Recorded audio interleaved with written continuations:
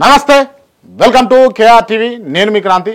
ఇవాళ మనతోటి బీఆర్ఎస్ మాజీ శాసనసభ్యులు బొల్లం మల్లయ్య యాదవ్ గారు ఉన్నారు. ముందుగా వెల్కమ్ చేద్దాం. అన్న నమస్తే.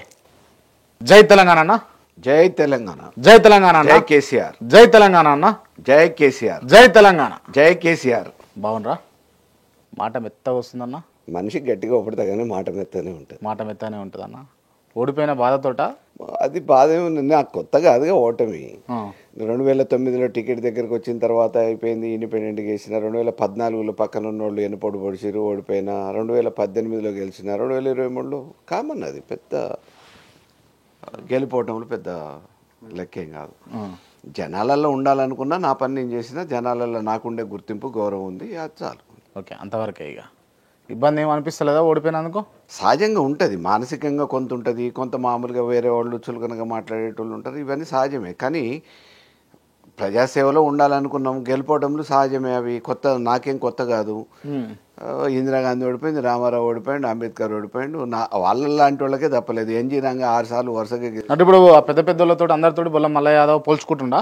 ఉదాహరణ పోల్చుకోవాలి కదా, తప్పే ఉంది. ఒక నాయకుడికి ఎదగాలనుకున్నప్పుడు పెద్దవాళ్ళని చూసే కదా మనం మామూలుగా వాళ్ళ స్ఫూర్తిగానే కదా ఎదుగుతాము. ఒక పోరాటం పటిమ రావాలన్నా, ఇంకోటి నాయకుడిగా కావాలన్నా డెఫినెట్గా మనం మిగతా వాళ్ళని చూసుకొని ఆదర్శంగా చేసుకుంటాం కదా. అంటే పెద్ద పెద్దలతో పోల్చుకుంటే మంచిగా జరుగుతుంది అని అంటారు, అంతేనా? డెఫినెట్గా మనం పోల్చుకోవాల్సిందే. ఎవరినో ఒకళ్ళని ఇన్స్పిరేషన్ తీసుకుంటేనే కదా మనం కూడా అవుతాం. రైట్. ఓకే, అంటే మీరు ఓడిపోవడం ఒక ఎత్తు అయితే ప్రభుత్వం కూడా కోల్పోవడం ఇంకొక ఎత్తు. ఈ రెండు బాధలు ఎట్లున్నాయి మీకు? కేసీఆర్ లాంటి వాడే ప్రభుత్వాన్ని కోల్పోయిన తర్వాత నేను ఓడిపోవడం పెద్ద గొప్ప విషయం ఏముంటుంది? జనరల్గా తెలంగాణ తీసుకొచ్చిన ఉద్యమకారుడు, 70 సంవత్సరాల పరిపాలనలో కాంగ్రెస్ ఎన్నో రకాలుగా అవకతవకలకు గురి చేసిన తెలంగాణ అడవి తప్ప మామూలుగా ఆటవిక రాజ్యంగా ఉన్న ఈ తెలంగాణని ఒక సంస్కారవంతంగా, అదే రకంగా సారవంతంగా పట్టుకొని వచ్చి నీళ్లతోని మామూలుగా దిగుబడి వ్యవసాయం పెంచి అన్ని రకాలుగా ఆర్థిక వసతులు కల్పించి ప్రజలలో అనేక రకమైన మార్పులు తీసుకొచ్చిన కేసీఆర్ గారు లాంటి ప్రభుత్వమే పోయిన తర్వాత ఒక ఎమ్మెల్యేగా ఒక 5 సంవత్సరాలు నేను చేసిన పరిపాలన మెచ్చి నాకు ఓటేస్తారు అని చెప్పేసి నేను అనుకోను. సహజం, అది ఓటమి సహజమే అంటారు. Okay, right. మనం ఇంటర్వ్యూలోకి వెళ్దామన్నా? Yeah, right. చాలా ప్రశ్నలు ఉన్నాయి అడిగేటి. ఏ ప్రశ్న అని అడగవచ్చా? తప్పకుండా, ఓపెన్గా. రైట్. ఓకే, అంటే మీరు మనిషి మెతక బయటకి గట్టిగా కనిపిస్తాము అని చెప్పేసి ఇందాక మాట్లాడుకున్నాం కదా. లోపల గట్టిగానే ఉంటారు, మీరు బయట గట్టిగానే ఉంటారు అని అంటే తప్పేం లేదు. ఎవరి భావన వాళ్ళది. నేను మానసికంగా స్ట్రాంగే. మాట అనేది ఒక్కోసారి మామూలుగా మెతక రావచ్చు, ఒక్కోసారి గట్టికి కూడా రావచ్చు. కాబట్టి డెఫినెట్గా కొన్ని విషయాలలో స్ట్రాంగ్గానే ఉంటాము, కొన్ని విషయాలలో మెతక కూడా శుతి మెతక. అంటే మొగోడి వారా నువ్వు అని అంత గట్టిగా ఉంటారు మీరు? డెఫినెట్గా మొగోడిని అనేది చాలాసార్లు ప్రూవ్ చేసుకున్నా కూడా అక్కడెక్కడ తేడా రాదు. డెఫినెట్గా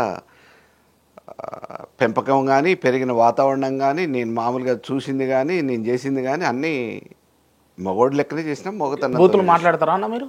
తప్పనిసరి పరిస్థితి అయితే తప్ప నాకు ఆ అవసరం ఏర్పడలే. మొన్న ప్రచారంలో బూతులు మాట్లాడినట్టుగా విన్నా నేను. మాట్లాడలే? నాకు అంటే ఆ భాష చాలా తక్కువ వాడతా, అంత అవసరం పడదు. మాట్లాడలేదా? అంత అవసరం పడదు. మాట్లాడిన సందర్భం వస్తే మాట్లాడుతుండొచ్చు, నేనేం కాదనట్లే. డెఫినెట్గా మీరు ఎవరన్నా అక్కడ మీరు ప్రచారం చేస్తున్నటువంటి సందర్భంలో మీ పార్టీ కార్యకర్తనో లేకపోతే అవతల పార్టీ కార్యకర్తనో నువ్వేమన్నా పెద్ద మొగోడి వారబ్బాయి అని చెప్పేసి అన్నారా మీరు? ఉన్న చనువు కోసము, చనువు కొద్దీ కోపంతో ఉన్న చనువు కొద్దీ కొంతమందితో మామూలుగా మాట్లాడుతుంటాం. అందులో పెద్ద కావాలనే ఉద్దేశపూర్వకం కాదు, చనువు కొద్దీ కొంతమందితో జోగ్గా మాట్లాడుతూ ఉంటాము. అది పెద్ద అదేం కాదు అంటారు. సరే, రైట్. ఓకే, మీరు అట్లా చనువుతో మాట్లాడుతుంటే ఏం కాదు, కానీ లేదు సీరియస్గానే మాట్లాడుంటే అది మీ మనసుకు తెలుస్తుంది కదా. అంటే నిజంగా చెప్పాలంటే నేను సీరియస్గా మాట్లాడేంత దాకా కూడా రాదు. ఎందుకంటే నేను యూనివర్సిటీ నుంచి, విద్యార్థి దశ నుంచి నేనేంది అనేది నా ప్రత్యర్థులకు కూడా తెలుసు. నేను మాట్లాడే అంత అవసరం కూడా రాదు, నేను ఇంకేదో గట్టిగా అనాల్సిన అవసరం కూడా రాదు. ఎందుకంటే సహజంగానే నా విధానం అట్లుంటుంది కాబట్టి ఆయన జోలికి పోవద్దని చాలామంది అనుకుంటారు. నేను కూడా అదే రకంగా ఉంటాను. రైట్. ఓకే అన్న, మీ ఓటమికి అసలైన కారణం ఏంది అని అంటే ఏం చెప్తారు మీరు? కారణాలు నేనైతే విశ్లేషించలేదు, కానీ నేను ఒక్కనే ఓడిపోలేదు. మొత్తం రాష్ట్ర వ్యాప్తంగా చాలా మా జిల్లాల మరీ ప్రత్యేకంగా. మీరు గెలిస్తే బాగుంటుండే కదా మరి. అట్లా అంటే డెఫినెట్గా గెలవాలని పోటీ చేసినాం కదా. ఓడిపోతామని అంటే అసలు నేను పోటీ ఎందుకు చేస్తా? కేసీఆర్ గారి టికెట్ ఎందుకు ఇస్తారు? డెఫినెట్గా గెలుస్తామనే నమ్మకం నాకుంది, గెలుస్తారనే సర్వేలు కేసీఆర్ గారికి కూడా ఉన్నాయి. కానీ అనూహ్యమైన పరిస్థితులలో, అనుకోని కారణాల వల్ల 2 రోజులలో పిక్చర్ మారింది, ఓటమి పాలైనాం. అంటే డబ్బులు ఏమైనా పంచారా మీరు? ఇక అవి సహజమైన ప్రక్రియనే కదా. ఎన్నికలలో మామూలుగా డబ్బులు అనేది అధికారికంగా ఎలక్షన్ కమిషన్ ప్రకారం ఖర్చు పెట్టాల్సింది ఒకటైతే ఇంకో రకంగా ఖర్చు పెడతారు. అది అందరు చేస్తున్న పని నేను కూడా చేసిరు. ఎంత పంచారు మీరు? ఇక అవి నేను ఇక్కడ చెప్పి నన్నెందుకు మామూలుగా ఈడేల పేరు మీద కేసుల పాలు ఇంకెందుకు చేస్తావు, ఎంత మంచిరు ఏంది అనేది కాదు. అందరితో పాటు నేను కూడా. అందరితో పాటు మీరు కూడా చేసిరు. Okay, right. అట్లా చేయడం తప్పు కదన్నా. ఇప్పుడు శ్రీరామచంద్రుడు హరిచంద్రుడు అని చెప్పేటోళ్ళు కూడా ఎన్నికలలోకి వచ్చిన తర్వాత వాళ్ళు చేస్తున్నప్పుడు వాళ్ళతో పాటు మేము కూడా చేయాల్సి వస్తుంది. ఎవలా శ్రీరామచంద్రుడు హరిశ్చంద్రుడు? మా దగ్గర ఉన్న ఉత్తమ్ కుమార్ రెడ్డి అనుకుందాం. నేను దేశానికి సేవ చేసిన, దేశానికి సైనికుడిని, నేను నాకు నిజాయితీ తప్ప ఇంకోటి తెలియదు అని చెప్పేసి బాగా ప్రగల్భాలు పలుకుతూ ఉంటాడు. ఆయన చేసేటి అన్ని దిగజారుడు పనులే, దిగజారుడు లెక్కలే. ఒక మంత్రిగా ఉన్నారు ఆయన. అయ్యో, నేను బహిరంగంగా చెప్తున్నా. దిగజారుడు అని అనడం కరెక్టేనా? ఒక మంత్రిగా ఉన్నటువంటి వ్యక్తి ఆయన నైజమే. అది ఏందని నైజం? దిగజారుడు. బహిరంగంగా చెప్తున్నా. అపోజిషన్ లీడర్ కావచ్చు కానీ ఇప్పుడు మంత్రిగా ఉన్నారు. విత్ ఎవిడెన్స్ ఆన్ రికార్డ్ చెప్తున్నా బాస్. నేను ఇవాళ మామూలుగా ఆయన ఏంది సివిల్ సప్లైస్ కేసులో మామూలుగా సివిల్ సప్లైస్ కుంభకోణం ఏంది, అది దాదాపుగా 2,000 కోట్ల రూపాయల కుంభకోణం. ఇవాళ ఆఖరికి కాలం మీద పనిచేసే 20 సంవత్సరాల నుంచి పనిచేస్తున్న లష్కర్లని కాదని చెప్పేసి 1,50,000 2 లక్షలకు ఒక్కొక్క ఉద్యోగాన్ని నమ్ముకున్నాడు. అట్లా 300 మందిని 6 కోట్ల రూపాయల కోసం ఎంతో మందిని సామాన్యులు బలి చేసిండు. ఇక ఆయన మామూలుగా నీతిపరుడా? దిగజారుడు వ్యక్తి అని అంటారా? దిగజారే పరిస్థితులు ఉన్నటువంటి వ్యక్తి అంటారా? 100%. అనేక ఉదాహరణలు ఉన్నాయి. 2018 ఆయన పిసిసి ప్రెసిడెంట్కి చేసింది ఏంది? టికెట్లు అమ్ముకోలేదా? టికెట్లు అమ్ముకున్నాడా? బహిరంగంగా 2018 ఎన్నికలలో ఆయన పిసిసి ప్రెసిడెంట్గా టికెట్లు అమ్ముకున్నాడు. మీ అపోజిషన్ లీడర్ ఉత్తమ్ కుమార్ రెడ్డి మేము కాదనము, మీ మీద వాళ్ళ భార్య గెలిచింది కాదనము. కాకపోతే మీరు కావాలని పర్సనల్ గర్జీతో ఇటువంటి అబాడాలు వేయడం తప్పు. వ్యక్తిగత ఆరోపణలు ఎన్నో రోజులు నిలబడవు. కానీ ఆ రోజు 2018లో ఆయన వల్ల బాధితులు కూడా బయటకు వచ్చి బహిరంగంగా మీటింగ్లు కూడా పెట్టారు బాధితులు. ఆయన పక్కనున్న ఇవాళ రవిచంద్ర రాజ్యసభ, ఆయనకే టికెట్ ఇవ్వలేదు. ఒక్కడనంటే ఒక్కడికి పోయిండు. క్యామె మల్లేషు డీసీ ప్రెసిడెంట్, మొన్న భువనగిరి నుంచి ఎంపీగా పోటీ చేసిన క్యాండిడేటు, ఎంత బాధితుడో అందరికీ. రంగారెడ్డి జిల్లా ప్రెసిడెంట్గా చేసిండు. ఎంత ఇబ్బందులు పడ్డాడు, ఎంత మామూలుగా త్యాగం చేసిండు పార్టీకి అనేది అందరికీ తెలిసిన విషయమే. షేర్లింగంపల్లి భిక్షపతి యాదవ్ ఎమ్మెల్యే, ఆయన ఎంత ఇబ్బంది పడ్డాడు, ఏమైంది? ఆర్ కృష్ణ ఎక్కడండి? ఎల్బీనగర్ నుంచి వచ్చేసి మామూలుగా మిర్యాల కూడా పోటీ చేపించడానికి మా కుటుంబం పేరు మీదనే కదా. యువరాష్ట్రాల కోసం ఆర్ కృష్ణ తీసుకొచ్చి అక్కడ పోటీ చేపించారు. అంటే నల్గొండ జిల్లాలో ఒక బీసీ అభ్యర్థిని బలి చేయడానికి మేము బీసీలకు ఇచ్చినామని చెప్పుకోవడానికి ఎక్కడో ఎల్బీనగర్లో శాసనసభ్యుడిగా ఉన్న తెలుగుదేశం నుంచి గెలిచిన ఆయన మా కూటమి పేరు మీద ఉన్నాయని కాంగ్రెస్లకు తీసుకొచ్చేసి మిర్యాలగూడలో పోటీ చేయించిండు ఉత్తమ్ కుమార్ రెడ్డి. మరి గెలిపియాలి కదా. ఆయన తెలుగుదేశం టికెట్ ఎల్బీనగర్ నుంచి ఇచ్చిన తర్వాత ఆర్ కృష్ణయ్య గారిని ఒక బీసీ నాయకుడిగా గెలిపించింది కదా. మరి అదే రకంగా పార్టీ పనిచేసి అంత పెద్ద వీరుడివి, శూరుడివి, పిసిసి ప్రెసిడెంట్వి, నీ పక్క నియోజకవర్గం హుజూర్నగర్ పక్కన మిర్యాల కూడా ఉంది. మరి మామూలుగా ఆడ పోటీ చేయించినప్పుడు అటువంటి నాయకుడిని పరిచయం లేకపోయినా తీసుకొచ్చి పోటీ చేయించినప్పుడు, జిల్లాతో సంబంధం లేకపోయినా పోటీ చేయించినప్పుడు, ఒక బీసీ అని చెప్పి తీసుకొచ్చి పోటీ చేయించినప్పుడు గెలిపియాలి కదా. ఆయన స్వలాభం కోసం, స్వార్థం కోసం కాంగ్రెస్ పార్టీని తాకట్టు పెట్టిన మహానుభావుడు. మరి అటువంటి వాళ్ళు మామూలుగా పార్టీ మోస్తుంది, పార్టీ పేరు మీద వాళ్ళు పబ్బం గడుస్తుంది. అటువంటి నాయకుడిని మరి మేము పెద్ద మాటలు నోరు జారుతున్నట్టు అనిపిస్తుంది నాకు. మీ భాష పబ్బం గడుస్తుంది అని అంటే ఎట్లా అన్నట్టు? అంటే ఇంకా గతే లేదు వాళ్ళకి, పబ్బం గడుస్తుంది అన్నట్టుగా చెప్పబడతారు మీరు. నిజం భయ్, అటువంటి ఆయన పిసిసి ప్రెసిడెంట్ చేసుడు ఏంది? గాంధీ భవన్కు పోనోడిని అసలు ఆయనకు మామూలుగా కాంగ్రెస్ పార్టీతో సంబంధం ఏంది? ఏడనో ప్రెసిడెంట్ భవన్లో పనిచేసేటోని, ఒక ఆఫీసర్గా పనిచేసేటోని తీసుకొని వచ్చి కోదాళ్ళు వేసారు. కోదాళ్ళ మొలతాడు కట్టిన మగోళ్ళు లేడని చెప్పి టికెట్ ఇచ్చారు. 94 ఓడిపోయిండు, 99లో గెలిచిండు. ఇవాళ మామూలుగా కోదాడు హుజూర్నగర్ నాదే అని అంటాడు. కోదాడిని మామూలుగా ఎటు కాకుండా అనాథం చేసింది కూడా ఆయనే కదా. ఆ రోజు ఎందుకు రాజకీయ భిక్ష పెట్టిన కోదాడిని వదిలిపెట్టి హుజూర్నగర్ ఎందుకు వేయండు? సిమెంట్ ఫ్యాక్టరీల కోసం, కమిషన్ల కోసం, లాభాల కోసం, రియల్ ఎస్టేట్ పనుల కోసం పోయిండు. కోదాడు మీరు చెప్పేటి అన్ని వాస్తవాలా? మీరు వెరిఫై చేసుకోండి ఒకసారి. నేను చెప్పిన దాంట్లో అవాస్తవం ఉంటే మీరు వెరిఫై చేసుకోండి. అంటే పర్సనల్ గర్జీతో ఏమంటలేరు మీరు? ఉన్న వాస్తవాలు చెప్తున్నా. అది పర్సనల్ గర్జో ఇంకోటి ఎట్లా పేరు పెట్టినా పర్వాలేదు. All those are facts. అంతేనా? రైట్, ఓకే అన్న. కేసీఆర్ గారు తెలంగాణలో ఓటమి పాలయ్యి బిస్తర్ సర్దుకోవడానికి కారణం ఏంటి అంటే? రాజకీయాలలో ఎవరు ఓటమి పాలు కాలేదు, ఎవరు కనీస సంఖ్యకు పడిపోలేదు. కాంగ్రెస్కి ఆ పరిస్థితి రాలేదా గతంలో? మళ్ళీ ఎవరు మామూలుగా అధికారంలోకి రాంది ఎవరు? మొన్న 5 శాసనసభ్యులు ఉన్నారు, ఇవాళ అధికారంలోకి వచ్చారు కదా. అంతకుముందు ఉమ్మడి రాష్ట్రంలో 24 మంది శాసనసభ్యులకు పరిమితమైన కాంగ్రెస్ వస్తుందని చెప్పి అనుకున్నారా? రాజశేఖర రెడ్డి గారు వచ్చిన తర్వాత మళ్ళీ వచ్చింది కదా. అట్లనే గెలుపోవటంలో సహజం. ఓకే, కేసీఆర్ గారు ఈ రోజు ఓడిపోయినంత మాత్రం రేపు అధికారంలో రారనే ముందు వస్తారా? ఎక్కడ వస్తారా? ఏ నోట ఇన్నా- వస్తారా? ఏ నోట వస్తారా అధికారంలోకి మళ్ళీ వస్తారా? డెఫినెట్ గా వచ్చేది వచ్చే అవకాశం ఉన్నదా? డెఫినెట్ గా వచ్చేది బీఆర్ఎస్ఏ, కాబోయేది ముఖ్యమంత్రి కేసీఆర్ గారు. అవుతారా? డెఫినెట్ గా పక్కా. ఈ రోజు ఎన్నికలు పెట్టమనండి. ఈ రోజు ఎన్నికలు ఎట్లా పెడతారన్నా? ఎట్లా పెడతారు? నేను చెప్తున్నా వాతావరణం అట్లుంది. వాతావరణం అట్లుంది అంటే మీకు మాత్రమే కనబడుతుందా వాతావరణము? ప్రజలలో ఉన్న విషయం ప్రజలలో ఏమున్నది? ప్రజలలో ఉన్నది అన్నట్టుగా మీరు చెప్తారు తప్పించి వాస్తవానికి ప్రజలలో ఏమీ లేదు. అంటే మేము జనాలలో తిరుగుతున్నాం, మా ముఖస్థుతి కోసం చెప్పట్లేదు. స్కీములు రానోళ్ళు, లబ్ధి పొందనోళ్ళు, ఇబ్బందులు పడుతున్నోళ్ళు, నమ్మి మోసపోయిన వాళ్ళు. మీరేమో 10 ఏళ్ళు పాలించి ఆగమాగం కావచ్చు రాష్ట్రం, కానీ వాళ్ళు సంవత్సరం కూడా గడివేరా అన్న వాళ్ళకు. అంటే వ్యత్యాసం తెలుస్తుంది కదా. ఇవాళ ఆ రోజు మా వల్ల ఆగమైరా, ఈ రోజు లబ్ధి పొందుతున్నారా అనేది. మీరు చేసినటువంటి అప్పులను తీర్చడానికి వాళ్ళు సతమతం అవుతా ఉన్నారు. మిత్తిలు కట్టుకుంటా కూర్చున్నారు వాళ్ళు, వడ్డీలు కట్టుకుంటా. ఇప్పుడు దొంగ లెక్కలు చెప్తే మామూలుగా మనం ఏమనగలుగుతాం? అసెంబ్లీలో బహిరంగంగా హరీష్ రావు గారు ఆర్థిక శాఖ మాజీ మంత్రిగా, అదే రకంగా కేటీఆర్ గారు శాసనసభలో ఒక శాసనసభ్యుడిగా మాట్లాడారు మాజీ మంత్రిగా. ఏమని? ఇగో అప్పు ఇది ఉంది, ఇది బహిరంగ నివేదిక, మీరు కడుతున్న వడ్డీ ఇది, కానీ దానికి 3 కలిసి చెప్తూ ఉన్నారు. ప్రజల్ని తప్పుదోవ పట్టియొద్దు, ఆఖరికి కాకి లెక్కలు చెప్పి అసెంబ్లీని కూడా తప్పుదోవ పట్టియొద్దు అని చెప్పేసి బహిరంగంగా అసెంబ్లీ వేదికగా. అంటే వాళ్ళు చెప్పేది తప్పు లెక్కలా ఇప్పుడు మీరు కూడా అనేది? 100%. ఇవాళ 1,39,00,000 కోట్ల రూపాయల అప్పు చేసారు. దేనికి ఉపయోగించారు కాంగ్రెస్ వాళ్ళు? ఏ పథకానికి ఇచ్చారు? ఎవరి లబ్ధి కోసం ఇచ్చారు? ఆఖరికి ఎన్నికలప్పుడు మేము 7,000 కోట్ల రూపాయలు రైతు బంధు కోసం పెట్టినే మేము డిస్ట్రిబ్యూట్ చేద్దాం అనుకుంటే కోర్టుకు పోయి ఆపేసి, ఆ ఆపేసిన పైసలు ఎన్నికలు అయిన తర్వాత దేనికి ఇచ్చిరు? రైతు బంధుకి ఇచ్చిరా? రైతులకు ఇచ్చిరా? సామాన్యులకు ఇచ్చిరా? కాంట్రాక్టర్ల బిల్లుల చెల్లింపులకు ఇచ్చిరు, కమిషన్లు తీసుకొని బిల్లు చెల్లింపులు జరిగినాయి. ఇంతకంటే దురదృష్టం ఎప్పుడన్నా ఉందా? రైట్. ఓకే, ఇప్పుడు ఇంతగానం కాంగ్రెస్ పార్టీని వ్యతిరేకిస్తారు కదా, కానీ మీరు కాంగ్రెస్ పార్టీలోకి పోయి కాంగ్రెస్ కండువ కప్పుట్టుకునే అవకాశాలు ఉన్నట్టుగా మేము విన్నాం. ప్రత్యర్థులు చాలా మంది రకరకాలుగా మాట్లాడతారు. బొల్లం మల్లయ్య యాదవ్ కాంగ్రెస్ పార్టీలోకి పోతుండా? 100% ఎప్పుడు పోతుండు? నో ఎప్పుడు పోతుండు? ఆ క్వశ్చనే అరైజ్. ఎప్పుడు పోతున్నాడు? అసలు పోవటం అనేది జరగదు. అది మీ పార్టీలే కదా నా పోతే ఏమైతుంది? తప్పేం పార్టీలే ఉంది. రేవంత్ రెడ్డి మీ బోత్ ఆర్ వర్క్ టుగెదర్. ఇప్పుడున్న పిసిసి ప్రెసిడెంట్ మహేష్ కుమార్ గౌడ్ గారు, మాకప్పుడు మేము విద్యార్థి దశలో ఎన్ఎస్ఏ ప్రెసిడెంట్గా హైదరాబాద్ జంట నగరాలకు నేను అధ్యక్షుడిగా ఉన్నప్పుడు ఆయన రాష్ట్ర శాఖ అధ్యక్షుడు.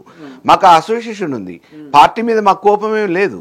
కానీ ఈ రోజు ఉన్న పరిస్థితులలో రాజకీయంగా మాకు మామూలుగా అవకాశం, మా బీఆర్ఎస్ పార్టీలో నాకు అవకాశం ఉంది. నేను మామూలుగా ఒక నాయకుడిగా ఉన్న అవకాశం ఉందా, లేకపోతే బీఆర్ఎస్ పార్టీలో ఉన్న వాళ్ళు బొల్లం మల్లయ్య యాదవ్ తొక్కుతున్నారా? ఓపెన్ గా చెప్పండి. ఇది అది సహజమే, సహజం. ఒప్పుకుంటారు రాజకీయాలలో తొక్కుతురని ఒప్పుకుంటారు మీరు. విత్ ఇన్ ద పార్టీలో కూడా ఒప్పుకుంటారు. ఎవరు తొక్కే పర్సన్? అది మా నల్గొండ జిల్లాలో కామనే అండి. నల్గొండ జిల్లాలో ఆధిపత్యంలో పక్కోళ్ళని దొక్కుతారు, ఉన్నోళ్ళని దొక్కుతారు, సొంత పార్టీ వాళ్ళని దొక్కుతారు. నల్గొండ జిల్లా అంటే కాంగ్రెస్ పార్టీలో రెడ్డిల కిల్లా అన్నట్టుగా అంటుంటారు కదా, అది బీఆర్ఎస్ లో కూడా ఉందా? ఎప్పుడు మారింది?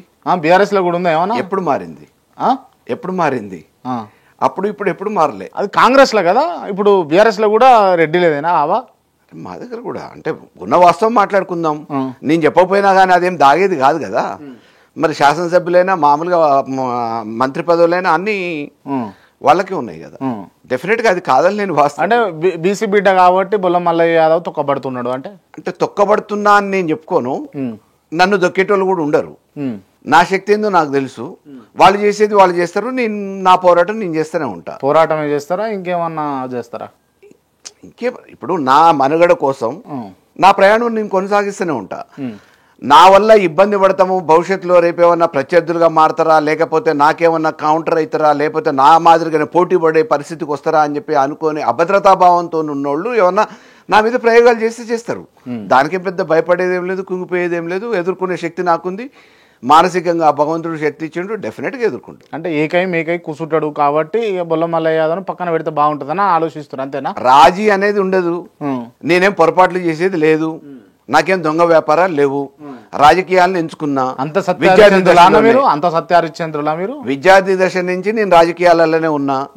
నేనేమో మామూలుగా అవి ఇవి ఏదైనా చేస్తే ఈ పాటికి నా మీద ఉన్న శత్రువులు నన్ను రాజకీయంగా ఎప్పుడో కప్పిపెట్టే ప్రయత్నం చేసేటోళ్ళు. నేనేమి మామూలుగా వాళ్ళ వీళ్ళ లెక్క ముంచేది లేదు. ఆ అవసరం నాకు అంతకంటే లేదు. భగవంతుడు నా కష్టానికి తగ్గట్టు నాకు ప్రతిఫలం ఇచ్చిండు. ఈరోజు నేను అన్ని రకాలుగా మంచిగానే ఉన్నా. రేపేదో పెద్ద వీటి గురించి ఎదురు చూడాల్సిన అవసరం కూడా లేదు. రైట్.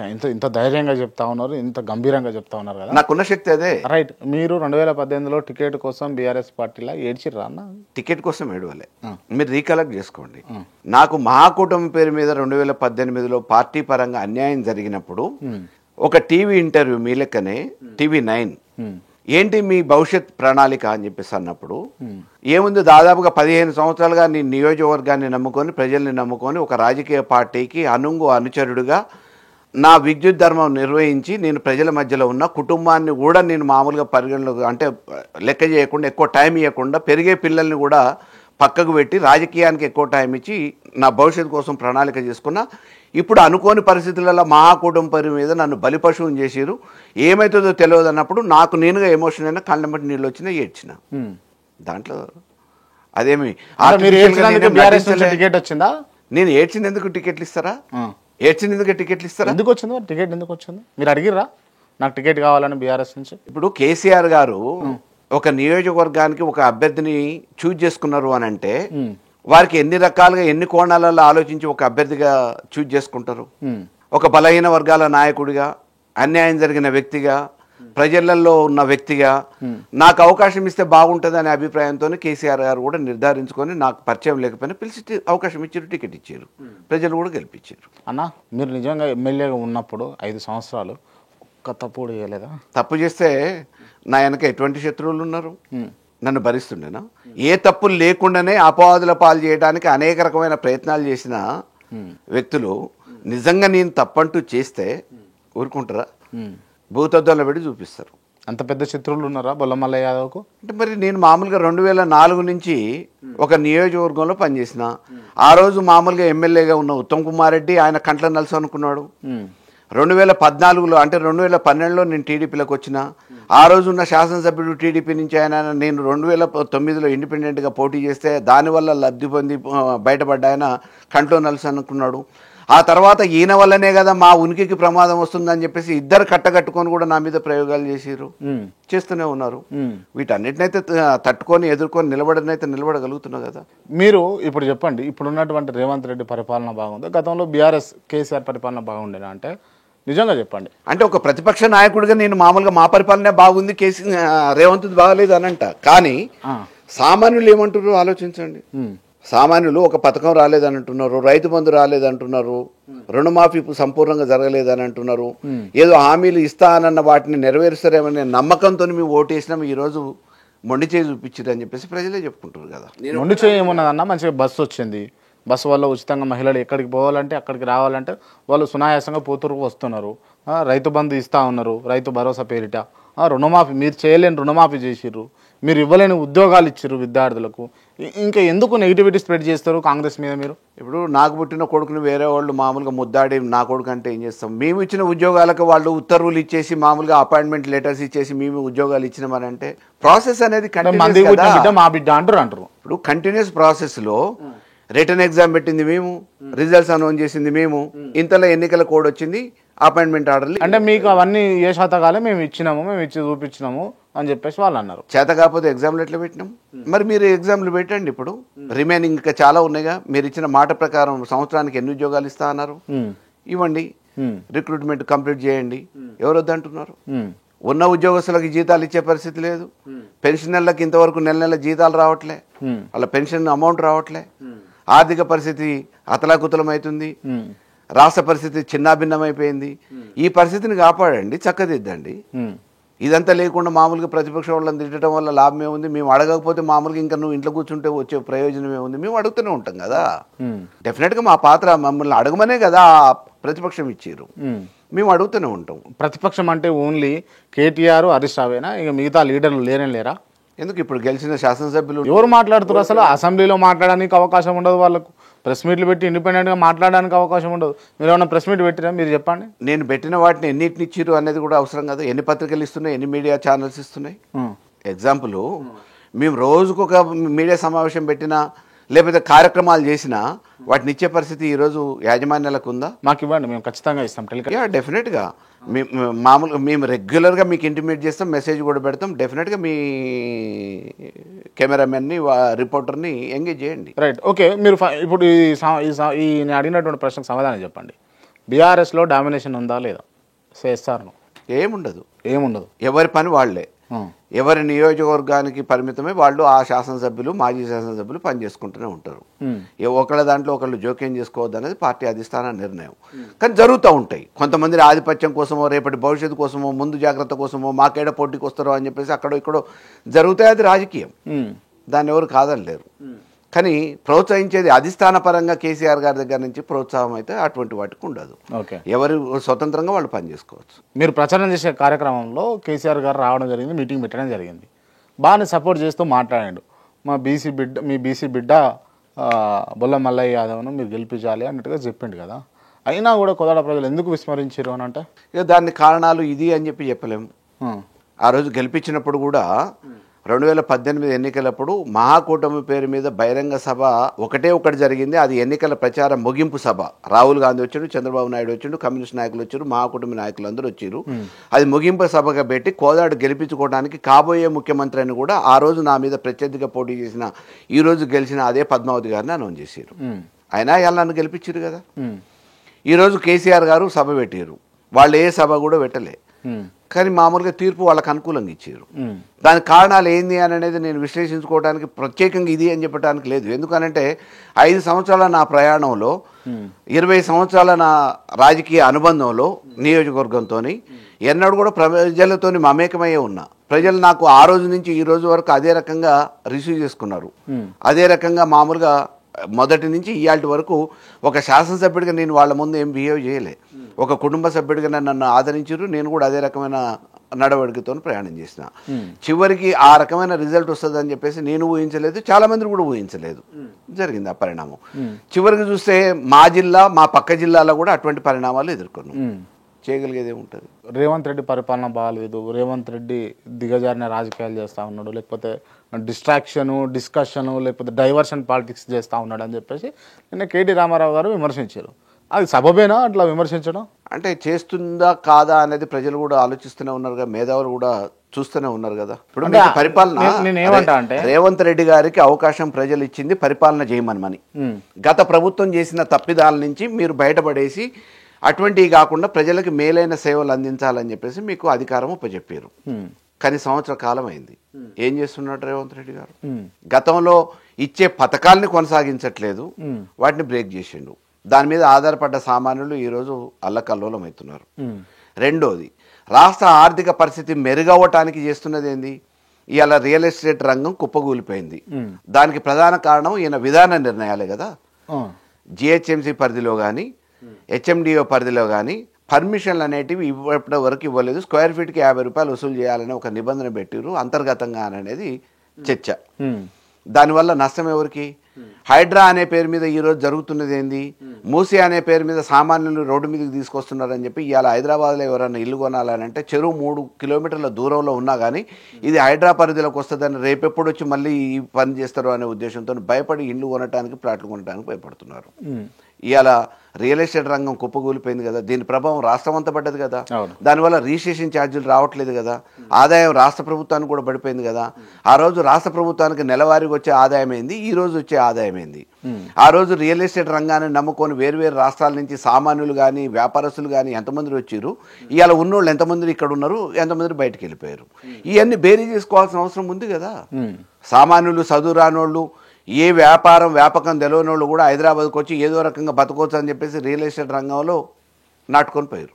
ఇవాళ వాళ్ళందరూ అనాథలుగా మళ్ళీ వెనక్కి తిరిగిపోయే పరిస్థితి, వేరే దగ్గర ఎక్కడ అవకాశాలు దొరుకుతాయి అని చెప్పేసి ఎదుర్కొనే పరిస్థితికి వచ్చేసింది. దానికి ఏం చెప్తారు? దేశవ్యాప్తంగా అంటారు. దేశవ్యాప్తంగా వేరు, హైదరాబాద్లో వేరు, తెలంగాణలో వేరు. ఎక్కడో తొండలు గుడ్డు పెట్టే భూములు అనుకున్న దానికి ఇవాళ 50 లక్షలు 60 లక్షలు మొన్నటి వరకు తెలంగాణ ప్రభుత్వంలో రేట్లు పలికినాయి. దానికి కారణం ఏంది? ఉచిత విద్యుత్, ఉచిత నీళ్లు వస్తున్నాయి, ఎక్కడ చూసినా సస్యశ్యామలంగా ఉంది, భూములకి ధరలకి ఇబ్బంది లేదు అని చెప్పేసి ఒక సామాన్యుడికి అరెకరం ఉన్న వాళ్ళు కూడా ₹1 రోడ్డు ఫేస్ ఉంటే ఈ రోజు ఆ పరిస్థితి లేదు కదా. భూమి అమ్ముదామంటే కొనే నాదుడు లేడు. దానికి కారణం ఏంది? ప్రభుత్వ నిర్ణయాలే కదా. ప్రభుత్వంలో ఉన్న అధికారంలో ఉన్న నాయకులు చేసే విధాన నిర్ణయాల లోపం వల్ల ఈరోజు రాష్ట్ర ప్రభుత్వ ఆదాయానికి గండిపడ్డది. ఓకే, దానికి బాధ్యత వహించాల్సింది వీళ్ళే కదా. ఓకే, మీరు గతంలో అధికారంలో ఉన్నప్పుడు కాళేశ్వరంలో స్కామ్ జరిగిందా లేదా అంటే అసలు అయిందే 1,00,000 కోట్లు అయితే 1,00,000 కోట్ల స్కామ్ అని చెప్పేసి అని అంటున్నారు. మరి కేంద్రంలో ఆ రోజు అధికారంలో ఉన్న బీజేపీ దాని మీద ఎంక్వైరీ చేసింది, అనేక సందర్భాలలో మమ్మల్ని బెదిరించే ప్రయత్నం చేసింది. నిజమే అయితే ఎందుకు రుజువు చేయలేకపోయారు? ఓకే, ఎందుకు దాని మీద చర్యలు తీసుకోలేకపోయారు? ఈ ఫార్ములా ఈ రేసులో కేటీ రామారావు అరెస్ట్ అవుతాడా కాడా క్లియర్గా చెప్పండి. 55 కోట్ల నగదు బదిలీ అంశంలో ఇవాళ క్రాంతిని కూడా ఇరికియాలనుకుంటే, నాకు అధికారం ఉంటే, కిందికి పోయిన తర్వాత పోతూ నన్ను క్రాంతి కొట్టిండు అని చెప్పేసి ఒక పోలీస్ స్టేషన్ పిటిషన్ వేస్తే నాకు అధికారం ఉంది కాబట్టి ఫోన్ చేస్తే తీసుకుపోయి లోపలేస్తారు. నువ్వు కొట్టిన వాళ్ళు ఏదో తర్వాత సంగతి. సేమ్ జరుగుతూ ఉంది ఇవాళ రాష్ట్రంలో. ఫార్ములా ఈ రేస్ కేసు ఏదైతే ఉందో, రాష్ట్ర ప్రభుత్వ ఆదాయాన్ని పెంచడానికి, ప్రతిష్టను పెంచడానికి తీసుకున్న నిర్ణయాలలో భాగంగా ఇవాళకి కూడా రాష్ట్ర ప్రభుత్వాలు, కేంద్ర ప్రభుత్వాలు ఏర్పడ్డప్పటి నుంచి ఈ 70 సంవత్సరాల పరిపాలనలో అప్పటికప్పుడు అన్ని ప్రొసీజర్ పూర్తి చేయకపోతే నిర్ణయం తీసుకున్న తర్వాత కూడా క్యాబినెట్లో తీర్మానం చేసుకున్న సందర్భాలు చాలా ఉన్నాయి. ఆ చేసిన నిర్ణయం, తీసుకున్న నిర్ణయం అది ప్రజలకి, రాష్ట్రానికి, రాష్ట్ర ప్రభుత్వానికి మేలు జరుగుతుందా లేదా అనేది మాత్రమే చూడాల్సిన బాధ్యత ఉంది. నిజంగా ఎక్కడన్నా అవినీతి ఏమైనా చోటు చేసుకుందా, ఆర్థిక లావాదేవీలు ఏమైనా జరిగినాయి అనేది నువ్వు రుజువు చేయాలి. అదేం లేకుండా ఈడ అనుమతి లేకుండా చేసినావు. అరే, మంత్రి అన్నాక అనుమతి లేకుండా చేయడానికే వాళ్ళకి అధికారం ఉంది. మంత్రి అన్న తర్వాత అధికారం ఎందుకు ఇస్తారు? రాష్ట్ర ప్రభుత్వానికి, ప్రజలకి మేలు చేసే ఏ అంశం మీదనైనా అప్పటికప్పుడు నిర్ణయం తీసుకొని ఆ నిర్ణయాన్ని తర్వాత అమలు చేసే బాధ్యత మంత్రికి ఉంటుంది. మరి ఇక మంత్రి అన్న తర్వాత సామాన్యుడికి, మంత్రికి ఆ తేడా వ్యత్యాసం లేకపోతే ఎందుకు మంత్రివర్గం, ఎందుకు క్యాబినెట్ ఎందుకు? కాబట్టి ఇవాళ రేవంత్ రెడ్డి గారు చేస్తున్నది ఏంటంటే, నన్ను జైలుకి బీఆర్ఎస్ ప్రభుత్వంలో పంపించారు, నేను టీఆర్ఎస్ బీఆర్ఎస్ నాయకుల్ని ఒకసారి నా ప్రభుత్వంలో నా అధికారాన్ని ఉపయోగించి జైలుకు పంపించాలి. ఓకే, అంటే బీఆర్ఎస్లను పంపించినా లేకపోతే బీఆర్ఎస్ నాయకులను పంపించినా ఒక లెక్క. కానీ ఈ అల్లు అర్జున్ ఎందుకు పంపించినట్టు జైలుకు ఓపెన్గా చెప్పలేం కదా.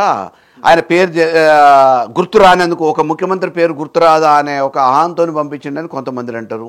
కొంతమంది మామూలుగా సినీ ఇండస్ట్రీ నుంచి వాళ్ళకి ఏదో కావాల్సిన లావాదేవీలలో కొంత చెడిపోయిందని కొంతమంది. అంటే మామూలుగా ఒక ముఖ్యమంత్రి హోదాలో ఉన్నారు, ఆయనకి ఏం కావాల్సి ఉంటుంది? ఇప్పుడు నేను ఓపెన్గా చెప్తే, హైడ్రా పేరు మీద బెదిరించి బిల్డర్స్ దగ్గర, రియల్ ఎస్టేట్ వాళ్ళ దగ్గర డబ్బులు తెప్పించుకున్నారు. మీరు అధికారం కోల్పోయారు కాబట్టి ప్రెస్టేషన్లో ఇవన్నీ మాట్లాడొద్దన్న అంటున్నారు. నేనేమంటా, హైడ్రా పేరు మీద బెదిరింపులకు దిగి హైడ్రా పేరు మీద 1-2 బిల్డింగులు కొలగొట్టి మిగతా బిల్డర్స్ని బెదిరించి పైసలు తెచ్చుకున్నారు అని చెప్పేసి అని అంటున్నారు. సినీ ఇండస్ట్రీ కూడా గుప్పిట్లోకి రావడానికి ఏదో ఒకటి చేయాలి కదా. ఆ క్రమంలోనే సినీ ఆర్టిస్టుల అవకాశం ఏదైనా దొరికితే వాళ్ళని మామూలుగా ఇబ్బంది పెట్టి మన గుప్పిట్లోకి తెచ్చుకుందాం, మన కనసాగిలలో తెచ్చుకుందాం అనే ఒక ఆలోచన అధికారంలో ఉన్న వాళ్ళకి, మమ్మల్ని లెక్క చేయట్లేదు అనే ఒక భావన ఉన్న వాళ్ళకి రావచ్చేమో. ఆ క్రమంలో రేవంత్ రెడ్డి గారు ఏమో అతీతుడు కాదు కదా. డెఫినెట్గా ఏదో ఒకటి ఉంటుంది. లేకపోతే ఆ చిన్న విషయాలు, అల్లు అర్జున్ ఏం నాకు చుట్టం కాదు, పక్కం కాదు, నేనేం మామూలుగా ఆయన సినిమాలు ఎప్పుడు చూస్తామో తెలియదు, కానీ ఆ ఇన్సిడెంట్కి ఆయనకి ఏం సంబంధం? గవర్నమెంట్ ఫెయిల్యూర్ అది. బందోబస్తు ఏర్పాటు చేయాల్సిన బాధ్యత ఎవరికి ఉంటుంది? ప్రభుత్వానికి ఉంటుంది. ప్రభుత్వ వైఫల్యం. నేను బందోబస్తు ఏర్పాటు చేయలేకపోతే నువ్వు రావద్దని ఇంట్లో నుంచి బయటకు వెళ్ళగానే అరెస్ట్ చేయాలి, ఇంట్లో నుంచి బయటకు రానియొద్దు. ఎన్ని ప్రివెంటివ్ యాక్షన్స్ తీసుకోవట్లే? ఆ క్రమంలోనే అల్లు అర్జున్ కూడా ఇంట్లో నుంచి బయటకు రానియొద్దు కదా. ఒకవేళ వచ్చిన తర్వాత ఇన్సిడెంట్ ఎప్పుడైంది? ఈ మధ్యకాలంలో వీడియోలు చెప్తున్నారు, ఆయన రావడానికంటే ముందే తొక్కిసలాట జరిగింది, ఆ తొక్కిసలాటలో ఆ అమ్మాయి ఇబ్బంది పడ్డది అని చెప్పి అంటున్నారు. యాజమాన్యం మీద ఎందుకు యాక్షన్ తీసుకోలేదు? తెల్లారి ఎందుకు సీజ్ చేయలేదు? మేనేజర్ని ఎందుకు అరెస్ట్ చేయలేదు? అక్కడ బాధ్యత వహించాల్సిన వాళ్ళని, అక్కడ ఉన్న లోకల్ పోలీసు వాళ్ళని ఎందుకు బాధ్యులు చేయలేదు? ఇవన్నీ కాకుండా 15 రోజుల తర్వాత 11 A1 ఎందుకు గుర్తొచ్చిండు? కాబట్టి ఇవన్నీ అనుమానాలు రేకెత్తే అంశాలు. ప్రభుత్వంలో ఉన్న ఒక బాధ్యతాయుతమైన స్థానంలో జరిగింది వేరేదని అంటారు. డెఫినెట్ గా దాన్ని అదే రకంగా అనుమానిస్తాం కదా. ఇంటర్నల్ గా ఏం లేకపోతే ఒక అల్లు అర్జున్ సినిమా యాక్టర్ మీద అరెస్ట్ చేస్తే ఆయనకి కన్ను ఇరిగిందా, కాలు ఇరిగిందా, కన్ను పోయిందా, ఎందుకు అంత పరామర్శలు అని చెప్పేసి అంత అక్కస్ ఎందుకు? నిన్ను కలవని వాళ్ళు ఆడికి పోయి కలిస్తే పరామర్శిస్తే మామూలుగా నాకు అంత సింపతి రాలేదు, ఆయనకు అంత సింపతి చూపిస్తున్నారు అనే అక్కస్తోనే కదా మాట్లాడింది. అంత అవసరం ఏమున్నది? అంటే అల్లు అర్జున్ మీద అసెంబ్లీలో ఒక ముఖ్యమంత్రి సినిమా హీరోకు కంపారబిలిటీ ఏముంటది కదా. ఒక ముఖ్యమంత్రి, ఆయన రాష్ట్రానికి ముఖ్యమంత్రి, ఆయన ఒక సినిమాలు తీసుకునేటటువంటి హీరో, ఆయనకు ఈయనకు కంపారిజన్ ఏంది? ఆయన గురించి ప్రస్తావన తీసుకురావద్దు, ఆయన గురించి ఆలోచించిన ఒక సామాన్యుడు లెక్క కొట్టి పడేయాలి. మరి ఎందుకు అంత ప్రెస్టేజ్గా తీసుకొని ఏ11 ఆయన్ని అరెస్ట్ చేపియాలి, అరెస్ట్ చేయించిన తర్వాత చట్టం ఇట్లా చేస్తుంది అట్లా చేస్తుంది అని చెప్పాలి, పత్రికా విలేకరుల సమావేశాలు పెట్టి అధికారులతో ఎందుకు మాట్లాడియాలి, ఆయన అసెంబ్లీలో అర్ధగంట సేపు ఎందుకు మాట్లాడాలి, అవసరమే ఉన్నది? అంటే పర్సనల్ కప్పిపుచ్చుకోవడానికి కదా, పర్సనల్ గా గర్జుతో చేసిన తప్పు చేసి ఆ తప్పును కప్పిపుచ్చుకోవడానికి ఆ ప్రయత్నం. సరే అన్న, ఈ అంశాలన్నీ మనం కాసేపు పక్కన పెడదాం. మీరు బీసీ బిడ్డగా ఉన్నారు, బడుగు బలహీన వర్గాలకు చెందినటువంటి బీసీ బిడ్డ, మీరు బీసీలకు ఏనాడన్నా న్యాయం చేసిరా మీరు అని అడిగితే? నేనా? నా వంతుగా నాకు అవకాశం వచ్చిన మేరకు నేను చేయగలిగినంత చేసిన, అంటే నా పరిధిలో. Right. BC point of view మాట్లాడుకుంటే కనుక చాలామంది బీసీ నాయకులందరూ కూడా విచ్ఛిన్నమైపోయి ఉన్నారు. మొన్నటిదాకా వైఎస్ఆర్సీపీ ఇచ్చినటువంటి రాజ్యసభ చిన్నది, ఈ రాజ్యసభ నాకెందుకు అన్నటువంటి ఆర్ కృష్ణయ్య ఇవాళ బీజేపీ ఇచ్చే ఆ రాజ్యసభకు మళ్ళీ తీసుకొని దానికి రాజీనామా చేసిండు. ఇట్లా బీసీలందరూ ఎక్కడికక్కడ, అంటే మీరు ఒక పార్టీలా, ఇంకో బీసీ నాయకులు ఇంకో పార్టీలా, కాంగ్రెస్లో ఇంకొకరు ఇంకొక పార్టీలా, బీసీ రాజ్యాధికారం ఎప్పుడు వస్తుందన్నా ఇట్లా బీసీలందరూ విచ్ఛిన్నమై ఉంటాయి? అంటే ఈ దేశంలో, రాష్ట్రంలో, గ్రామాలలో, నియోజకవర్గాలలో ఉన్న బీసీలందరూ ఒకటే పార్టీలో పనిచేయటం అనేది అసంభవం. ప్రధానంగా ఎవరికి నచ్చిన పార్టీలో వాళ్ళు బీసీలో పనిచేసుకుంటారు. రాజకీయంగా ఎదగాలనుకునేటోళ్ళు, రాజకీయంగా ఒక ఆలోచన ఉన్నోళ్ళు ఒక రాజకీయ పార్టీని బేస్ చేసుకుంటారు.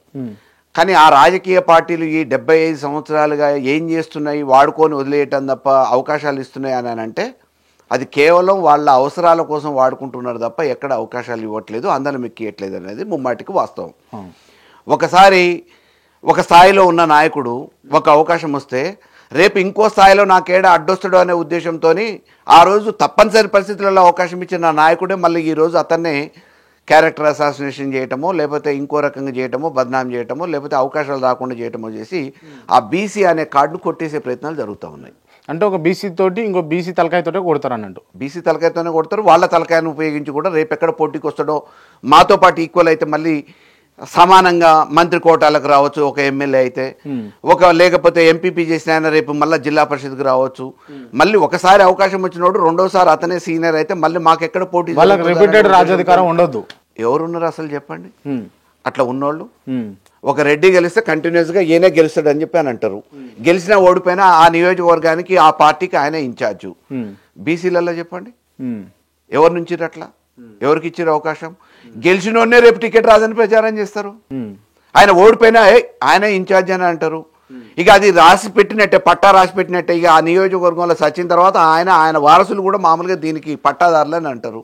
అది జరుగుతుంది కదా, చరిత్రే కదా, మనం ఏం దాచేది కాదు కదా. ఓకే, ఈ చరిత్రను చరిపోవాలంటే బీసీ బిడ్డలు అందరూ ఏకం కావాల్సిన రోజులు వచ్చినాయి కదా, అయితరా కారా అసలు? ఇవాళ అంటున్నారు కదా బీజేపీ వాళ్ళు బీసీ నినాదం ఎత్తుకుంటున్నారు. ఆఖరికి మా పార్టీ కూడా బీసీ నినాదం ఎత్తుకుంటుంది. కాంగ్రెస్ కూడా అధికారంలోకి వచ్చిన తర్వాత బీసీలు గుర్తొచ్చారు. అధికారంలో రాకముందు బీసీల ఓట్లు కావాలి కానీ ఆ రోజు టికెట్లు ఇచ్చే కాడు ఇవ్వలేదు. నిన్న మొన్న కార్పొరేషన్ ఇచ్చే కాడు బీసీలకు ఇవ్వలేదు. రేపు ఏదైనా పదవులు వచ్చే కాడు కూడా బీసీలు లైన్లో ఉండరు. జిల్లాకి వాళ్ళు ప్రధానంగా ఎవరైతే శాసించగలుగుతారో ఆ శాసించిన వాళ్ళ కనుసైగలలో వాళ్ళు చెప్పిన వాళ్ళ కేసే సరిపోతుంది. మనం ఏదో బీసీలు ఎస్సీలు అది ఇది అని చెప్పి మైనార్టీలు అని చెప్పేసి బలహీన వర్గాలను ఎమ్మటేసుకొని వస్తే మన కుర్చీకి ఎక్కడ ప్రమాదం వస్తుందో అనే ఒక అభద్రతా భావానికి కాంగ్రెస్ ఆ రోజు నుంచి ఈ రోజు వరకు గురైతూనే ఉంది. ఆ నాయకత్వం ఎవరు కూడా స్వచ్ఛందంగా చేయలేరు, అది జగమెరిగిన సత్యం. ఈరోజు అన్ని ప్రధాన పార్టీలు బీసీల గురించి మాట్లాడుతున్నాయి. రిజర్వేషన్ కావాలంటున్నారు. ఈ రిజర్వేషన్ నిజంగా తీసుకొచ్చేది ఒక భాగం అవసరం. కానీ ఉన్న బీసీలని ఎన్ని పార్టీలు కాపాడుతున్నాయి? ఆ పార్టీలలో ఉన్న నాయకత్వాన్ని ఎన్ని పార్టీలు ప్రోత్సహిస్తున్నాయి? ఎంతమందిని ప్రోత్సహిస్తున్నారు? అమ్మో, మనకు బీసీ అంటే అభిమానమే, ఓటు బ్యాంక్ ఉంది, అతనంటే గౌరవం ఉంది, కానీ అక్కడ ఉన్న జిల్లాలో వాళ్ళని కాదని మనం ఏమైనా చేయగలుగుతాం అనే ఒక భావన ఇవాళ అన్ని పార్టీలలో ఉంది. ఇంత బహిరంగంగా ఎంతమంది చెప్తారో చెప్పరో నాకు తెలియదు. నాకు వచ్చే భయం ఏం లేదు, నాకు పోయేది కూడా ఏం లేదు. వస్తే నేను అవన్నీ చూసే వచ్చిన, నాకు ఆ భయం లేదు, భయపడే అవసరం కూడా లేదు. ఇప్పుడు నేను ఇవాళ ఈ నాయకుడిగా ఈ స్థాయికి రాగలిగిన అంటే ఆ బీసీ అనే కార్డు ఉంది కాబట్టి రాగలిగిన. ఒక బీసీగా నన్ను ప్రోత్సహించాలనే అవకాశంతో ఆలోచన చేసి ఆ రోజు పార్టీలో అధిష్టానాల్లో నాయకులు వాళ్ళకు అందుబాటులో ఉన్న పరిస్థితులను బట్టి నాకు అవకాశం ఇస్తే దాన్ని నేను ప్రూవ్ చేసుకొని మళ్ళీ అడ్డంకులు వచ్చినా వాటిని ఉన్నంత వరకు నా శక్తి మేరకు ఛేదించుకొని అధిగమించి ఈ దాకా రాగలిగిన. ఈరోజు నాకు వచ్చే పెద్ద నష్టం ఏం లేదు. డెఫినెట్గా నేను ఆ కులాలలో పుట్టిన ప్రతినిధిగా డెఫినెట్గా ఆ కులాలకు న్యాయం జరగాలని కోరుతా. వాళ్ళ లబ్ధి కోసం నా వంతుగా నేను చేయగలిగిన అవకాశం ఏది వచ్చినా చేస్తా. రైట్. మీ రాజకీయ గమ్యం ఏందన్నా? మీరు ఏమనుకుంటారు? అసలు మీరు ఏం కావాలనుకుంటారు? ఏం కావాలంటే ఏముంది, చట్టసభలకు రావాలనుకున్నా వచ్చినాం. రేపు అవకాశం వస్తే మళ్ళీ చట్టసభలలో కూర్చుంటాం. మంత్రిగా, ముఖ్యమంత్రిగా ఇట్లాంటి కోరికలు ఏమైనా ఉన్నాయా? అంత పెద్ద కోరికలు ఏం లేవు, అంత అవసరం కూడా లేదు. ఒకవేళ మంత్రి, ముఖ్యమంత్రి అని అంటే ఖచ్చితంగా దెబ్బ పడిపోతుంది అని చెప్పేసి దాచుకుంటారు. దెబ్బ పడుతుంది అని కాదు. నేను ఏమంటా అంటే పిఆర్పి పెట్టిర్రు, చిరంజీవి ఒక ఉవ్వెత్తున ఉద్యమం వచ్చింది, దాన్ని ఎంతసేపు నిలబెట్టగలిగారు? ఒక దేవేందర్ గౌడ్ వచ్చిండు, రాష్ట్రంలో ఆ రోజు హోంశాఖ మార్చులుగా చంద్రబాబు తర్వాత సెకండ్ ప్లేస్గా ఉన్న దేవేందర్ గౌడ్ వచ్చిండు. ఆఖరికి ఒక నియోజకవర్గానికి పోటీ చేస్తే గెలవలేని పరిస్థితికి వచ్చేసింది. అంతకుముందు బాలాగౌడ్ ఉండే, ఒక జిల్లాకి పరిమితమై ఎంపీగా. ఇగో ఈయన పెద్ద మనిషి, మీ బీసీ ప్రతినిధి అని చెప్పారు, కానీ ఏం అవకాశాలు ఇచ్చారు? మల్లికార్జున్ పరిస్థితి ఏంది? ఇట్లా చాలా మంది నాయకులు అంటే చరిత్రలో ఒక మెరుపు మెరిసి కనుమరుగైపోయిన వాళ్ళు చాలా మంది. కనుమరుగు వాళ్ళైనా కనుమరుగు చేసిరా అధిష్టానాలు పార్టీలు వాడుకొని వదిలేసినాయా అనేది ఒక భాగం. కనుమరుగు చేసిరా అని అంటారు, అంతే కదా. ఓకే, కనుమరుగే చేసిరు. Okay okay. ఇప్పుడు వాళ్ళు ఈ రాష్ట్రంలోనే కాదు, రాజకీయ వ్యవస్థలో ఏమైపోయిందంటే జుట్టున్నోళ్ళు కొప్పెట్టేసినా పర్వాలేదు అన్నట్టు అగ్రకులాల వాళ్ళు ఏం చేసినా కానీ అది మాఫీ. సామాన్యుడు బలహీన వర్గాలకు సంబంధించిన వాళ్ళు ఏం చేయకపోయినా ఇది అని చెప్పేసి నెపం నెట్టి బదనాం చేసే ప్రక్రియ కింది నుంచి మీది వరకు నడుస్తూనే ఉంది. ఆ ప్రక్రియలో బలైన వాళ్ళు చాలా మంది ఉన్నారు, చాలా మంది. రైట్. ఇవన్నీ తట్టుకొని ఈదుకొని ఎప్పుడు ఒడ్డెక్కుతారు బీసీలు అని అంటే? ఇక ఏదైనా మిరైకిల్ జరగాల, పంచెలు దేవుడి దిగి రావాలన్నా ఏంది? ఇప్పుడు బీసీల రాజ్యం బీహార్లో వచ్చినట్టు, లేకపోతే యూపీలో వచ్చినట్టు ఇక్కడ రావాలని చెప్పేసి వేదికల మీద చాలా మంది ఉపన్యాసాలు ఇస్తారు, రౌండ్ టేబుల్ సమావేశాలు జరుగుతాయి. కానీ వాళ్ళే పోయి మళ్ళీ వాళ్ళ కాడ తాకట్టు పెట్టేస్తారు. ఏం చేస్తాం దానికి? ఇప్పుడు ఎగ్జాంపుల్, నేను ఆ వర్గాలకు సంబంధించిన ప్రతినిధిగా ఆ వర్గాలను విమర్శించొద్దు, కానీ జరిగిన తప్పిదాలను అయితే బయటికి చెప్పాలి కాబట్టి చెప్తున్నాను. ఆర్ కృష్ణయ్య గారు ఉన్నారు, ఆయన బీసీ ప్రతినిధిగా గుర్తింపు వచ్చింది, డెఫినెట్గా బీసీ నాయకుడు అని అంటారు. ఆ రోజు టీడీపీ అవకాశం ఇచ్చింది. అంతకుముందు కాంగ్రెస్లో ఉన్నప్పుడు రిజర్వేషన్ పోరాట సమితి అప్పుడు జిల్లా పరిషత్ చైర్మన్ కూడా ఇవ్వలేదు, ఇస్తారని అన్నారు. ఎల్బీ నగర్కి అవకాశం ఇచ్చారు, ఆ రోజు గెలిపించారు. ఆ తర్వాత బీసీ ప్రతినిధిగా ఆ పార్టీకి చేసిరా వేరే వాళ్ళకి చేసిరా అని అనేది ఆలోచిస్తే శూన్యమే. తర్వాత అధికారం కోసమే మామూలుగా వైఎస్ఆర్సీపీ రాజ్యసభ అయ్యారు. మళ్ళీ ఆ పార్టీ కన్నా కట్టుబడి ఉన్నారా అంటే ఇంకో పార్టీకి బీజేపీకి వచ్చారు. ఆ బీసీ కార్డు మీద మామూలుగా ఎవరికి ప్రయోజనం జరుగుతుంది అని అంటే ఒక నాయకుడిగా గుర్తింపు వచ్చింది కాబట్టి ఈ నాయకుడికి బీసీలుగా ప్రతినిధిగా మేము ఇచ్చినామని చెప్పుకోవడానికి ఆ పార్టీలకు అవకాశం వస్తుంది. కానీ చట్టసభలలో ఆ బీసీల కోసం ఏం అమలు చేపించగలుగుతాడు అని అంటే ఆర్ కృష్ణయ్య గారు వచ్చిన రాజ్యసభ వచ్చినప్పుడు చేపించింది లేదు, ఎమ్మెల్యేగా ఉన్నప్పుడు చేపించింది లేదు, రేపు బీజేపీలో రాజ్యసభ ఉండి కూడా చేపించగలిగేది ఏం లేదు. ఈ బీసీలకి ఏదైతే కావాలని చెప్పేసి పోరాటం చేసిండో, వీధులకు ఎక్కిండో, ఆ పోరాటాలన్నీ ఇలా చట్టసభలలో పార్లమెంట్లో కూర్చొని చేపించగలుగుతాడా? మేము ఇచ్చినమయ్యా ఊరుకోరాదు అని చెప్పేసి అని అంటే ఒక మాటకి ఆ పదవిని కాపాడుకోవడానికి ఉండటమే తప్ప గొంతెత్తి ప్రశ్నించి నేను ఈ వర్గాల ప్రతినిధిగా నాకు అవకాశం ఇచ్చారు, నాకు ఇది చేస్తారని చెప్పే పరిస్థితి ఉందా? ఉండదు. క్యాబినెట్లు ఉన్నోళ్ళు చేయగలుగుతారా? డెఫినెట్గా ఆ పరిస్థితి ఈరోజు ఉంది, దాన్ని కాదనిలేము. ఎవరికి వాళ్ళు మనగడ కోసం ఓకే, మనం ఇప్పుడు ఏమి చేయలేని పరిస్థితి కదా. అంతెందుకు, కేసీఆర్ గారు మామూలుగా తెలుగుదేశం ప్రభుత్వంలో ఉన్నారు, వారికి తెలంగాణ అంటే మమకారం ఉంది. తెలుగుదేశంలో ఉన్నంత కాలం చెప్పగలిగింది చెప్పింది, కానీ ఆ రోజు విభేదించలేకపోయింది కదా. ఆ తర్వాత తప్పనిసరి పరిస్థితులలో మనసు ఇరిగింది, బయటకు వచ్చిండ్రు, బయటపడ్డరు, ఉద్యమం పెట్టిరు, 14 సంవత్సరాలు పోరాటం చేశారు, తెలంగాణ తీసుకొచ్చారు. అట్లా తెగింపున్నోళ్ళు, చేయగలిగిన చావున్నోళ్ళు ఎంతమంది ఈ ఉద్యమం కోసమో తెలంగాణలో ఉద్యమకారులుగానో లేకపోతే బలహీన వర్గాల కోసం మేము మొత్తం పోరాటం చేస్తాం, నిలబడతాం, రేపు గెలిపిస్తాం, అడ్డుకుంటాం అని చెప్పగలిగిన వాళ్ళు మరి మీరే కావచ్చుగా. ఎవరు ఉన్నారు అని చెప్పేసి అడిగే నాకు ఆ శక్తి లేదు. ఆ స్థాయిలో ఒక నియోజకవర్గానికి, ఒక జిల్లాకి అంతవరకు, అంటే ఆ జిల్లా అంటే కూడా నా పరిధి ఎక్కువ అనుకోవచ్చు, నియోజకవర్గానికి వరకు నేను చేయగలుగుతా. కానీ రాష్ట్ర వ్యాప్తంగా చేసే అంత చాకచక్యం, తెలివితేటలు, మేధస్సు, ఆర్థిక శక్తి అవన్నీ నాకు లేవు. Right, okay. ఇది బీసీలకు సంబంధించి చెప్తున్నటువంటి అంశాలు బొల్ల మల్లయ్య యాదవ్ గారు.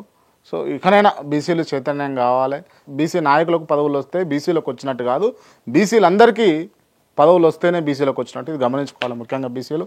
రైట్, ఓకే అన్న. అన్న చివరి ప్రశ్న, మీ దగ్గర లైసెన్స్డ్ గన్ ఏమన్నా ఉందా? ఉందా? ఉంది. లైసెన్స్డ్ గన్ మీ దగ్గర ఎప్పటి నుంచో ఉంది. రైట్, ఎందుకు తీసుకోవాల్సి వచ్చింది మీరు? ఆ రోజు నాకు అట్లా ప్రాబ్లం ఉండే, అవసరం అనిపించింది. వ్యాపారాలలో కూడా ఉన్నా, రాజకీయాలలో కూడా ఉన్నా, అధికారికంగానే హోంశాఖ నుంచి తీసుకున్నా. ఓకే, ఏం దందాలు చేస్తారన్నా మీరు? దందాలు మీరు చేసే దందాలు అంటే ఐ మీన్ బిజినెస్, కార్పొరేట్ స్టైల్లో మాట్లాడితే బిజినెస్. రియల్ ఎస్టేట్ చేస్తాను. రియల్ ఎస్టేట్ చేస్తారు. కబ్జాలు పెడతారన్నా? పెట్టుంటే ఈ పాటికి బహిర్గతం కాకపోతుండనా ఇన్ని రోజుల్లో? ఉంటే బహిర్గతం కాకపోతుండేనా, పెట్టుంటే బహిర్గతం కాకపోతున్నా, పెట్టుంటే బయటకు రాకపోతుండేనా అంటారు తప్పించి మీరు పెట్టలేదు, పెట్టను, చెయ్యను అని అంటలేరు. 100% నేను ఎక్కడ కూడా అక్రమాలకు పాల్పడలేదు, అవినీతికి పాల్పడలేదు. ఎందుకంటే నా మీద నా ప్రత్యర్థుల కళ్ళు 1000 కళ్ళు ఎప్పుడు ఎక్కడ జిక్కుతాడా అని చెప్పేసి ఎదురు చూస్తున్న పరిస్థితులలో నేను అటువంటి అవకాశం ఇచ్చి నా భవిష్యత్తుని తీసుకోలేను కాబట్టి నేను అటువంటి అవకాశం ఇవ్వలేదు. నా మనుగడ కోసం, ప్రయాణం కోసం, ఖర్చుల కోసం, ఆదాయం కోసం కావాల్సిన వ్యాపారాలు రియల్ ఎస్టేటే చేసిన, వుడ్ బిజినెస్ కూడా చేసిన, అంతకుముందు లేబర్ కాంట్రాక్టులు చేసిన, ఎప్పటికప్పుడు నా అవసరాల కోసం వ్యాపారాలు చేసుకుంటూ రాజకీయాలలో ఉన్నా కాబట్టి డెఫినెట్గా ఆ రోజు నేను తక్కువ భూములు కొన్నప్పుడు రంగారెడ్డి జిల్లాలో 50,000, 30,000 ఎకరానికి కొన్నా. ఇవాళ అదే భూమి 5 కోట్లు, 10 కోట్లు కూడా అమ్ముతుంది. అయ్యాల నేను 10 ఎకరాలు కొన్న దగ్గర అప్పుడప్పుడు రాజకీయాల అవసరాల కోసం 60 లక్షలకి, 70 లక్షలకి, ₹1,00,00,000 కూడా అమ్మిన తర్వాత అందులో మిగిలిన అరెకరం ముక్క ఈరోజు 5 కోట్ల రూపాయలు విలువ చేస్తుంది. కాబట్టి నా అవసరాల కోసం సరిపోయేంత ఆ రోజు అవకాశం ఉంది, కొనుక్కోగలిగిన, రేట్లు పెరిగినాయి, హైదరాబాద్ రియల్ ఎస్టేట్ పెరిగింది. అవసరాల కోసం నాకు అవసరం ఉన్నప్పుడల్లా ఇంతో అంతో అమ్ముతున్న ప్రయాణం కొనసాగుతుంది. కాబట్టి నాకు పెద్ద సంపాదన మీద ఆశ లేదు, అవసరం అంతకంటే లేదు. నా ఖర్చులు, ప్రయాణం, కుటుంబం గడవటానికి ఉంటే సరిపోతుంది. మీ మీద మరి చంపే ప్రయత్నాలు జరిగినాయి ఎవరన్నా? గతంలో ఉండే, అంటే స్టూడెంట్ ఆర్గనైజేషన్లో ఉన్నప్పుడు నేను ఏబీపీతోని వ్యతిరేకంగా పనిచేసిన, ఆ తర్వాత ఆర్గనైజేషన్లకు వచ్చిన తర్వాత ఎన్ఎస్ఏ యూత్ కాంగ్రెస్లో పనిచేసినప్పుడు కూడా కొన్ని వైరు వర్గాలు ఉండే, ప్రత్యర్థి వర్గాలు ఉండే. తర్వాత నేను వ్యాపారాలు చేస్తున్నప్పుడు కూడా కొంత ఇబ్బందికరమైన పరిస్థితి ఉండే. ఎందుకైనా మంచిదని చెప్పేసి మామూలుగా మనకు ఆ ప్రొవిజన్ ఉంది కాబట్టి పోలీసు సూచన మేరకే ఆ రోజు లైసెన్స్ గన్ తీసుకున్నాం. ఓకే, అంతవరకే. దాన్ని ఎప్పుడు ఉపయోగించలే? అవసరం రాలే. అవసరం వస్తే ఉపయోగిస్తారా? ఆత్మరక్షణ కోసమే కదా, ఆత్మరక్షణ కోసమే గన్ ఇచ్చేది, తీసుకునేది. అవసరం వస్తే, కానీ అవసరం పడుతుంది అని అనుకోవట్లే. Right, okay. అవసరం పడుతుందా పడదా చూద్దాం. థ్యాంక్ యూ అన్న, thank you so much. And interview close చేసే ముందు నేను కొంతమంది పేర్లు చెప్తా, వాళ్ళకి సంబంధించి ఓన్లీ 1 వర్డ్ ఆన్సర్ ఇవ్వాలి. రైట్, తెలంగాణ తొలి ముఖ్యమంత్రి కేసీఆర్, గొప్ప వ్యక్తి. తెలంగాణ ప్రస్తుత ముఖ్యమంత్రి రేవంత్ రెడ్డి, ఆయన అనుకున్న లక్ష్యానికి చేరుకోగలిగిండు. ఉత్తమ్ కుమార్ రెడ్డి, అవినీతి ముసుగులో నిజాయితీపరుడిగా ముసుగేసుకునే రాజకీయవేత్త. పద్మ, పదవి వ్యామోహం తప్ప వేరే పెద్ద. కేటీఆర్, భవిష్యత్తు ఉన్న నాయకుడు. కోమటిరెడ్డి వెంకటరెడ్డి, ఆయన ఏమున్నది, అవకాశవాది, కాంట్రాక్టరు, రాజకీయాలు కూడా వ్యాపారం లెక్కనే చేస్తాడు. రాజగోపాల్ రెడ్డి, ఆయన అవకాశవాదమే కదా. బీజేపీ టెండర్ల కోసం, కాంట్రాక్టుల కోసం కాంగ్రెస్ నుంచి గెలిచి రాజీనామా చేసి మళ్ళీ కాంగ్రెస్లోకి వచ్చింది కదా, అవకాశవాదే. సీతక్క, సోషల్ మీడియా క్వీన్ కదా, అందరికీ తెలిసిందే. సోషల్ మీడియా ద్వారా ఆమె రాణి కావాలనుకుంటుంది అంతే. జగ్గారెడ్డి మామూలుగా ఆయన సీటు ఫైటరు, సీట్ అక్కడికే పరిమితం అవుతాడు ఆయన అంతే. క్యామ మల్లేష్, ఎంపీగా ఒకసారి పోటీ చేసిండు, అంతకుముందు పోటీ చేసిండు. రాజకీయంగా ఏదైనా అవకాశం వస్తే ప్రజలు ఆశీర్వదిస్తే ఏమన్నా భవిష్యత్తు ఉంటుందేమో. చంద్రబాబు నాయుడు, విజన్ ఉన్న నాయకుడు, కష్టపడే నాయకుడు, ఈ వయసులో కూడా కష్టపడతాడు, అది ఒక గొప్పతనమే. లోకేష్, చంద్రబాబు వారసత్వంగా రాజకీయం అయితే అంత వస్తుందని చెప్పేసి అనుకోవట్లేదు. వైఎస్ రాజశేఖర రెడ్డి ఆయన మహానుభావుడు, పోరాట పటిమ ఉన్నోడు, నాయకత్వ లక్షణాలు ఉన్నోడు, రాష్ట్రానికి ఏదైనా చేయాలనుకున్నాడు, మహానుభావుడు. వారు లేరు, వారి వారసుడిగా జగన్ వచ్చిండ్రు. బట్ ఆయన అనుకున్నంత సక్సెస్ అయితే కాకపోవచ్చు.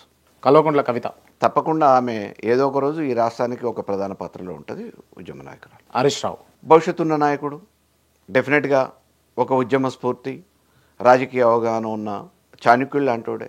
బండి సంజయ్ మైకులు ఎరగొట్టైనా నాయకుడు కావాలనుకుంటాడు ఆయన, వాగ్దాటితోని. ఈటల రాజేందర్, చూద్దాం ఆయన భవిష్యత్తు. అంటే మామూలుగా బీజేపీలోకి పోయిన తర్వాత అనుకోని పరిస్థితులలో, సరే బై ఎలక్షన్లలో హుజూరాబాద్లో గెలిచి తర్వాత ఓడిపోయింది కదా, మొన్న మల్కాజిగిరి అవకాశం వచ్చింది. రేపటి భవిష్యత్తు మరి బీజేపీ ఏమిస్తుందో తెలియదు. అటువంటి నాయకుడు రాష్ట్రానికి కూడా అవసరమే కానీ, బట్ బీజేపీ కూడా అంత ప్రమోట్ చేస్తుంది, ఆయనకు భవిష్యత్తు ఇస్తుంది అనేది మేము అనుకోవట్లేదు. బుల్ల మల్లయ్య యాదవ్, నాకంటూ ప్రత్యేకంగా ఏం లేదు. ఎక్కడ మామూలుగా ముక్కుసూటిగా పోతాం, అన్యాయం ఉంటే మాట్లాడగలుగుతాం, చేతనైనా చేయగలుగుతాం. తప్పకుండా మొదటి నుంచి మామూలుగా ప్రజాసేవలో ఉండాలనుకున్నా అది కొనసాగిస్తాం. క్రాంతి, డెఫినెట్గా హీరో, ఇప్పుడు హీరో. ఓకే. ఒకప్పుడు మేము రవి ప్రకాష్ ఇంటర్వ్యూస్ చూసేటోళ్ళం. ఆ ఇంటర్వ్యూస్కి మళ్ళా కొద్దిగా మీనింగ్ఫుల్ ఇంటర్వ్యూస్ వస్తున్నాయంటే ఈ మధ్యకాలంలో క్రాంతివే. I will appreciate you. Thank you so much అన్న. Thank you.